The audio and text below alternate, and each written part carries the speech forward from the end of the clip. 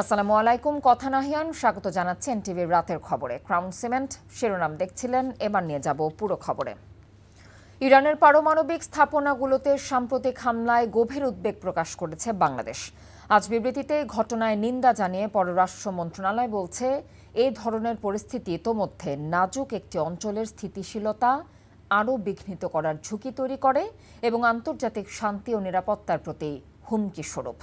বিবৃতিতে উল্লেখ করা হয়, যে কোনো সংঘাতের শান্তিপূর্ণ সমাধানে সংলাপ ও কূটনৈতিক প্রচেষ্টার পক্ষে বাংলাদেশ তার দীর্ঘদিনের অবস্থান পুনর্ব্যক্ত করছে। এ থেকে উত্তরণে বাংলাদেশ জাতিসংঘ এবং আন্তর্জাতিক সম্প্রদায়ের প্রতি আহ্বান জানাচ্ছে বলেও বিবৃতিতে উল্লেখ করা হয়। এবারে অন্য প্রসঙ্গ। জুলাই গণঅভ্যুত্থান ও গণহত্যা সব ধরনের অবিচারের বিরুদ্ধে বাংলাদেশের অবস্থানকে স্পষ্টভাবে তুলে ধরেছে বলে মন্তব্য করেছেন অন্তর্বর্তী সরকারের প্রধান উপদেষ্টা প্রফেসর অধ্যাপক ডক্টর মোহাম্মদ ইউনূস।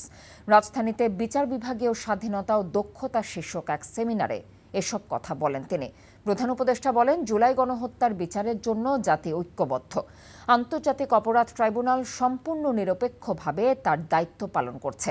স্বাধীনতার পর ৫৪ বছরে যে সংস্কারগুলো অসম্পূর্ণ ছিল তা পূরণ করাই এখন অন্তর্বর্তী সরকারের মূল লক্ষ্য বলে জানিয়েছেন doctor Yunus.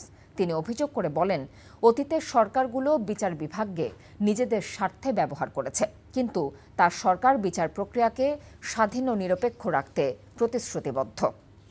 The July Revolution represents our nation's united stand against the injustice ingrained within our social, economic, and political fabric. Indeed, this awakening has come at the tragic cost of thousands of lives, leaving thousands more wounded. Now, we, the living, bear the solemn duty to realize the hopes and aspirations of the martyrdom and the wounded. সাবেক প্রধান নির্বাচন commissioner KM. Nurul হুদাকে গ্রেফতার করেছে police. বিকেলে রাজধানীর উত্তরা ৫ নম্বর sector এলাকায় তার বাসা থেকে তাকে গ্রেফতার করা হয়। পুলিশ জানায়, স্থানীয় জনগণ তার বাসায় গিয়ে মব সৃষ্টি করে। তাকে জুতার মালা পরিয়ে দেওয়ার একটি ভিডিও ছড়িয়ে পড়ে সামাজিক যোগাযোগ মাধ্যমে। পরে পুলিশ তাকে গ্রেফতার করে থানায় নিয়ে আসে। শেরেবাংলা নগর থানায় আওয়ামী লীগ আমলে দায়িত্বে থাকা তিনি সহ সাবেক ৩ প্রধান নির্বাচন কমিশনারের বিরুদ্ধে মামলা করে বিএনপি। তার অধীনে ২০১৮ সালের ডিসেম্বরে একাদশ জাতীয় সংসদ নির্বাচন অনুষ্ঠিত হয়। সেই ভোটের আগের রাতে ব্যালট বাক্স ভরে রাখা হয় বলে অভিযোগ করে বিএনপি। তাকে এই মামলায় গ্রেফতার দেখিয়েছে পুলিশ। কাল তাকে আদালতে নেওয়া হতে পারে। ক্ষমতাসীন কমিউনিস্ট পার্টির আমন্ত্রণে চীনের উদ্দেশ্যে যাত্রা করেছেন বিএনপি মহাসচিব মির্জা ফখরুল ইসলাম আলমগীরের নেতৃত্বে ৯ সদস্যের উচ্চ পর্যায়ের একটি প্রতিনিধি দল। রাতে চায়না এয়ারলাইন্সের একটি ফ্লাইটে তারা ঢাকা হজরত শাহজালাল আন্তর্জাতিক বিমানবন্দর ত্যাগ করেন। প্রতিনিধি দলের অন্য সদস্যরা হলেন বিএনপি স্থায়ী কমিটির সদস্য মির্জা আব্বাস, গয়েশ্বরচন্দ্র রায়, সেলিমা রহমান, চেয়ারপারসনের উপদেষ্টা ইসমাইল জবিউল্লাহ, প্রফেসর সুকোমল বড়ুয়া, জহিরুদ্দিন স্বপন, দলের মিডিয়া সেলের আহ্বায়ক ডক্টর মওদুদ হোসেন আলমগীর পাভেল এবং চেয়ারপারসনের একান্ত সচিব এবিএম আব্দুস সাত্তার। এ সফরের মধ্য দিয়ে দুদেশে পুরনো বন্ধুত্ব আরও শক্তিশালী হবে বলে মনে করেন বিএনপি মহাসচিব।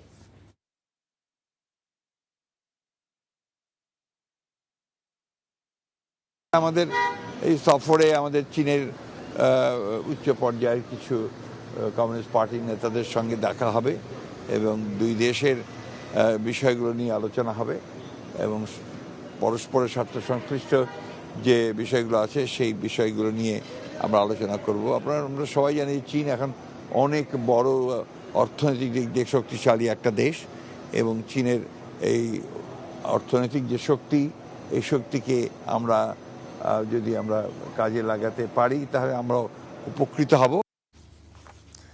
শাপলা প্রতীক বরাদ্দে বিদ্যমান আইনে কোনো প্রতিবন্ধকতা নেই উল্লেখ করে জাতীয় নাগরিক পার্টির আহ্বায়ক নাহিদ ইসলাম বলেছেন, এই প্রতীক নিয়েই জনগণের কাছে যেতে চায় এনসিপি। বিকেলে নিবন্ধনের জন্য নির্বাচন কমিশনে আবেদন শেষে সাংবাদিকদের তিনি কথা বলেন। নূর হোসেনের রিপোর্ট। নতুন রাজনৈতিক দল নিবন্ধনের আবেদন জমা দেওয়ার শেষ দিনে আগারগাঁও নির্বাচন কমিশন ভবনে আসেন জাতীয় নাগরিক পার্টি এনসিপির আহ্বায়ক নাহিদ ইসলাম, সদস্য সচিব আক্তার হোসেন সহ দলের নেতাকর্মীরা। নিবন্ধন পেতে প্রয়োজনীয় সব কাগজপত্র সহ নির্বাচন কমিশনের কর্মকর্তাদের কাছে আবেদনপত্র জমা দেয় এনসিপির নেতারা। পরে এনসিপির আহ্বায়ক জানান, নিবন্ধনের সব শর্ত পূরণ করেই আবেদন করেছে দলটি। প্রতিটি উপজেলায় 200 জন সমর্থকের যে ফর্ম পূরণ করতে হয় এবং প্রতিটা জেলা এবং উপজেলায় অফিস নিতে হয়, সেটার অফিসিয়াল চুক্তি লাগে, সেই সকল কাগজপত্র সহ আমাদের গঠনতন্ত্র এর আগের দিন জেনারেল আমাদের সাধারণ সভায় পাস হয়েছে খসড়া গঠনতন্ত্র, সেই গঠনতন্ত্র সহ আরও সকল কাগজপত্র আমরা একসাথে সব কিছু আজকে নির্বাচন কমিশন বরাবর জমা দিয়েছি এবং আমরা আশাবাদী যে আমরা খুব দ্রুত সময়ের মধ্যেই আমরা জাতীয় নাগরিক পার্টি এনসিপি নিবন্ধন পাবে, নিবন্ধিত দল হিসেবে জনগণের কাছে যাবে। এনসিপির প্রত্যাশিত প্রতীক শাপলা বরাদ্দে আইনি প্রতিবন্ধকতা রয়েছে কিনা এমন প্রশ্নের জবাবও দেন এনসিপির আহ্বায়ক। নির্বাচন কমিশনের যে আইন, আমরা সেই আইনগুলো পর্যালোচনা করেছি, আমরা দেখেছি সেই আইনগুলোতে এই ধরনের কোনো বাধা নিষেধ নাই। জাতীয় ফল হিসেবে কাঁঠাল একটি দলের মার্কা হিসেবে অলরেডি রয়েছে। সো সেক্ষেত্রে আমরা সেক্ষেত্রে কোনো সমস্যা দেখিনি বলে আমরা এটিতে আমরা আবেদন করেছি। এবং জাতীয় প্রতীকের একটা কথা আসছে, জাতীয় প্রতীক কিন্তু কেবল শাপলা নয়, শাপলা, ধানের শীষ, তারকা এগুলো মিলিয়ে কিন্তু জাতীয় প্রতীক। সেক্ষেত্রে আপনারা দেখবেন ধানের শীষ এবং তারকা বা তারা এই দুটি দলের মার্কা হিসেবে রয়েছে, ফলে সেক্ষেত্রে কোনো ধরনের আইনগত সমস্যা আমরা দেখি না। নিবন্ধিত রাজনৈতিক দল হিসেবে আগামী নির্বাচনে অংশগ্রহণের মাধ্যমে ক্ষমতা যাওয়ার প্রত্যাশাও করছে এনসিপি নেতারা। এই পার্লামেন্টে আগামীতে সংস্কার বা ঐক্যমত কমিশনের 400 আসনের মধ্যে 300 আসন এনসিপির ঘরে থাকবে ইনশাল্লাহ, এবং এইবারই এনসিপি পার্লামেন্টে জাতীয় সরকার গঠন করবে, যার মধ্য দিয়ে গণ অভ্যুত্থানের সংস্কার, গণপরিষদের যেসব কার্যাবলী রয়েছে সেই সকল কার্যাবলী জনগণের ম্যান্ডেট নিয়ে ব্যালট রেগুলেশনের মাধ্যমে ইনশাল্লাহ বাংলাদেশে সম্পন্ন করবে। এনসিপির পাশাপাশি এদিন 12টিরও বেশি রাজনৈতিক দল নিবন্ধনের জন্য নির্বাচন কমিশনে আবেদন জমা দিয়েছে। নূর হোসেন, এনটিভি নিউজ, ঢাকা। প্রধানমন্ত্রীর মেয়াদ ও সংবিধানের মূলনীতির সংস্কারে জাতীয় ঐকমত্য কমিশনের সবগুলো সুপারিশে রাজনৈতিক দলগুলো একমত হতে পারেনি। একজন ব্যক্তির প্রধানমন্ত্রী পদ 2 মেয়াদের বেশি নয়, এ বিষয়ে একমত পোষণ করেনি বিএনপি সহ 3টি দল। তবে কমিশনের অধিকাংশ সুপারিশের সাথে একমত জামায়াতে ইসলামী, জাতীয় নাগরিক পার্টি সহ অন্যান্য রাজনৈতিক দল। সংবিধানের মূলনীতির বিষয়েও ভিন্ন ভিন্ন মত দিয়েছেন রাজনৈতিক দলগুলো। তবে আগামী বৈঠকে অমীমাংসিত বিষয়গুলোর সমাধান হবে বলে আশা প্রকাশ করেছেন জাতীয় ঐকমত্য কমিশনের সহ সভাপতি অধ্যাপক আলী রিয়াজ। আপেল শাহরিয়ারের রিপোর্ট। রাজধানীর ফরেন সার্ভিস একাডেমির মিলনায়তনে জাতীয় ঐকমত্য কমিশনের দ্বিতীয় ধাপের 5ম দিনের সংলাপে অংশ নেন বিএনপি, জামায়াতে ইসলামী সহ 30টি রাজনৈতিক দল। বৈঠকে প্রধানমন্ত্রীর মেয়াদ এবং সংবিধান ও রাষ্ট্র পরিচালনা দুটি ইস্যুতে আলোচনা হয়। তবে কমিশনের সংস্কার সুপারিশগুলোতে একমত হতে পারেননি রাজনৈতিক দলগুলো। প্রধানমন্ত্রীর মেয়াদ 10 বছর নিয়ে একমত জাতীয় নাগরিক পার্টি। সংবিধানের মূলনীতিগুলো সংস্কারের পক্ষেও তারা। অন্যান্য দলগুলো তাদের মতামত তুলে ধরেন। যে একজন ব্যক্তি 2 বার শপথ নিতে পারবে, এই জায়গায় আমরা সীমা নির্ধারণ করার কথা বলেছিলাম, কিন্তু যদি ঐকমত্যের স্বার্থে সবাই সর্বোচ্চ 10 বছর বলে বা সময় নির্ধারণের ক্ষেত্রে আমাদের সেটা ফ্লেক্সিবল থাকবে। জামায়াতে ইসলামীও একমত কমিশনের প্রধানমন্ত্রীর মেয়াদ ইস্যুতে। প্রধানমন্ত্রী তার লাইফ টাইমে 10 বছরের বেশি কন্টিনিউ করতে পারবেন না, এই ব্যাপারে আমরা ঐকমত্য হয়েছি। কমিশনের পক্ষ থেকে 3টি বিষয়ে সাম্য, ন্যায় বিচার, গণতন্ত্র এবং মানবিক মর্যাদা, এই 3টিকে তারা সংবিধানের মূলনীতির এখানে সংযোজিত করতে চান। আমরা এটার ব্যাপারে একমত হয়েছি। তবে এ বিষয়ে বিএনপি একমত হতে পারেনি।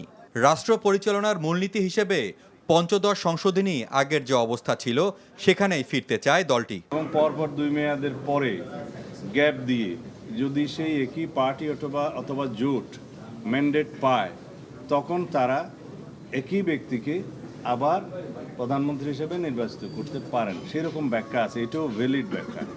তা আমি একটা প্রস্তাব করেছিলাম যে আমরা মেয়াদ এবং বার এই বিতর্কে না থেকে সর্বোচ্চ এক ব্যক্তি লাইফ টাইমে কত বছরের জন্য প্রধানমন্ত্রীত্বে বহাল থাকতে পারবেন বা হতে পারবেন।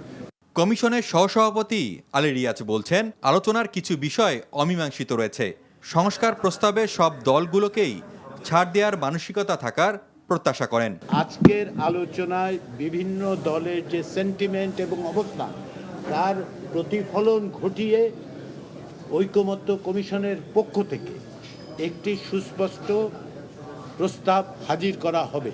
দুদিন বিরতি দিয়ে বুধবার আবারও রাজনৈতিক দলগুলোকে নিয়ে বৈঠকে বসবে জাতীয় ঐক্যমত্য commission. Apple Shahriar, NTV news, Dhaka.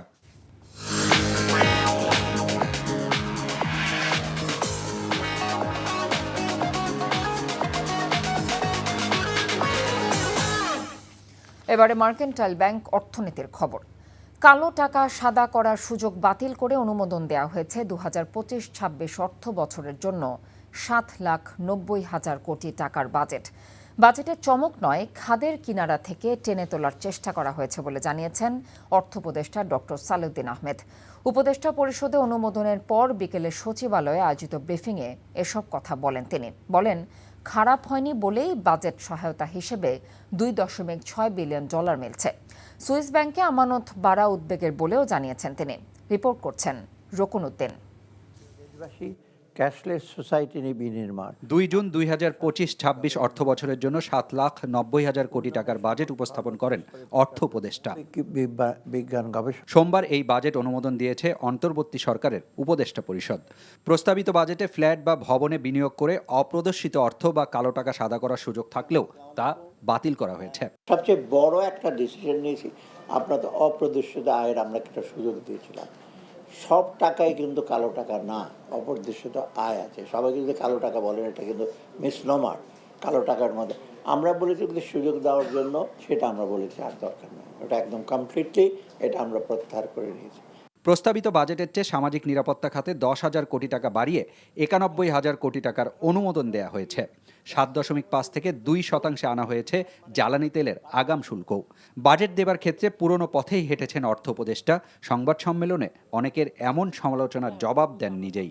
চমক দেওয়ার জন্য তো আমরা আসি নাই, আমরা মোট কথা একটা ভাঙা গাড়িটা রেখে ঠিকঠাক করে বা যেটা আমরা খাদের কিনে চলে গেছিলাম আমরা ঠিকঠাক করে নিয়ে আসা। আগামী অর্থ বছরের বাজেটে ব্যবসায়ীদের জন্য সুবিধা মিলবে ও বাইরের বিনিয়োগ আসা সহজ হবে বলে মনে করেন অর্থ উপদেষ্টা। বলেন, খারাপ হয়নি বলেই বিদেশ থেকে আসছে বাজেট সহায়তাও।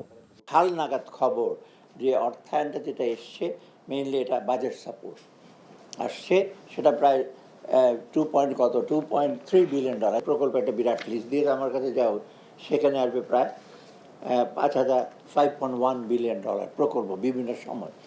এ সময় তার কাছে প্রশ্ন ছিল সুইস ব্যাংকে বাংলাদেশিদের বিনিয়োগ বাড়া নিয়ে। রকুন উদ্দিন, এনটিভি নিউজ, ঢাকা। 2025-26 অর্থ বছরের জন্য অন্তর্বর্তী সরকারের বাজেট স্মার্ট হয়নি, এটি গতানুগতিক এবং চমকহীন। এই বাজেট দেশের সাধারণ মানুষকে স্বস্তি দেবে না। এতে জুলাই গণঅভ্যুত্থানের আকাঙ্ক্ষাও পূরণ হবে না। সকালে রাজধানীর গুলশানের একটি হোটেলে বেসরকারি গবেষণা সংস্থা সিপিডি আয়োজিত সংলাপে এমন কথা জানিয়েছেন আলোচকরা। তারা বলেন, বাজেটের রাজস্ব আহরণে প্রত্যক্ষের তুলনায় পরোক্ষ করের ওপর বেশি নির্ভর করতে হবে। এতে ধনীরা ছাড় পেলেও গরিবদের ওপর বাড়বে করের বোঝা। শিক্ষা ও স্বাস্থ্য খাতে বাজেট বরাদ্দ বাড়ানোর বিষয়ে তারা বলেন, এই বরাদ্দ বৃদ্ধি কেবল ভবন নির্মাণে ব্যবহার হবে নাকি সেবার মান উন্নত হবে সেটি নিয়ে সন্দেহ রয়েছে। এমন বাস্তবতায় অর্থ বছরের মধ্যমেয়াদে বাজেট পর্যালোচনা, মূল্যায়ন এবং সংশোধন জরুরি বলেও মত দিয়েছেন আলোচকরা। লন্ডনে তারেক রহমানের সাথে প্রধান উপদেষ্টার বৈঠক সম্পর্কে যুগপথ আন্দোলনের সহযোগীদের অবহিত করা হয়েছে বলে জানিয়েছেন বিএনপি স্থায়ী কমিটির সদস্য আমির খসরু মাহমুদ চৌধুরী। রাতে গুলশান চেয়ারপারসন অফিসে গণতন্ত্র মঞ্চের সাথে লিয়াজো বৈঠক শেষে তিনি একথা জানিয়েছেন। বলেন, সামনের দিকে কিভাবে সবাই মিলে এগিয়ে যাওয়া যায় সেসব বিষয়ে কথা হয়েছে। সবাই সন্তোষ প্রকাশ করেছেন বলেও জানিয়েছেন তিনি। এর আগে গণতন্ত্র মঞ্চের সাথে লিয়াজো কমিটির ঘণ্টাব্যাপী বৈঠক হয়। বৈঠকে সুষ্ঠু ও গ্রহণযোগ্য নির্বাচনের বিষয়ে আলোচনা হয়। সফলভাবে অনুষ্ঠিত হলো দেশের সবচেয়ে বড় আউটসোর্সিং সম্মেলন বিপিও সামিট বাংলাদেশ 2025। রাজধানীর মিরপুরের সেনা প্রাঙ্গণে দুদিনব্যাপী এই সম্মেলনে ছিল থিম ভিত্তিক সেমিনার, কর্মশালা এবং আলোচনা। যেখানে অংশ নেন বিশেষজ্ঞ, সরকারি প্রতিনিধি ও তরুণ উদ্যোক্তারা। অনুষ্ঠানে অংশ নিয়ে বিএনপি স্থায়ী কমিটির সদস্য আমির খসরু মাহমুদ চৌধুরী বলেন, বিপিও শিল্প দেশের শুধু সম্ভাবনা নয়, এখন সেটি রপ্তানির সক্ষমতা অর্জন করেছে। আগামী দশকে বিপিও খাতকে রপ্তানির মূল চালিকা শক্তি পরিণত করতে এখনই নীতি নির্ভর দক্ষ জনশক্তি তৈরি করতে হবে। একই সাথে বৈশ্বিক আস্থা অর্জন করে বিশ্বমঞ্চে স্থায়ী অবস্থান তৈরি করতে হবে বলেও জানিয়েছেন তিনি। ৩৯ দিন অচল থাকার পর সোমবার থেকে ঢাকা দক্ষিণ সিটি কর্পোরেশনের স্বাভাবিক কার্যক্রম চালু হবে বলে জানিয়েছেন ইশরাক হোসেনকে মেয়র হিসেবে ঘোষণা করার দাবিতে আন্দোলনকারীরা। ঢাকা দক্ষিণ সিটি কর্পোরেশনের মেয়র হিসেবে ইশরাক হোসেনকে শপথ পড়ানোর দাবিতে আন্দোলন করে তার সমর্থকরা। এ সময় সিটি কর্পোরেশনের স্বাভাবিক কার্যক্রম বন্ধ হয়ে যায়। এই আন্দোলনে ইশরাক হোসেনের পক্ষে যোগ দেন সিটি কর্পোরেশনের কর্মকর্তা কর্মচারীদের একাংশ। নগর ভবনের প্রধান ফটকে তালা দিয়ে স্বাভাবিক কার্যক্রম বন্ধ রাখা হয়। এতে সেবা থেকে বঞ্চিত হন নগরবাসী। এমন পরিস্থিতি চলে টানা ৩৮ দিন। সোমবার থেকে কর্মকর্তা কর্মচারীরা কাজে যোগ দেবেন বলে জানিয়েছেন আন্দোলনের সমন্বয়ক মশিউর রহমান। এই খবরের ভিডিও সহ আপডেট জানতে ভিজিট করুন এনটিভি অনলাইন www.ntvbd.com। এছাড়াও এনটিভির জনপ্রিয় সব অনুষ্ঠান এবং খবরের আপডেট জানতে ভিজিট করুন আমাদের ইউটিউব এবং ভেরিফাইড ফেসবুক পেজ। রাত ১টায় মধ্যরাতের খবর দেখার আমন্ত্রণ রইল। এতক্ষণ সাথে থাকার জন্য ধন্যবাদ সবাইকে।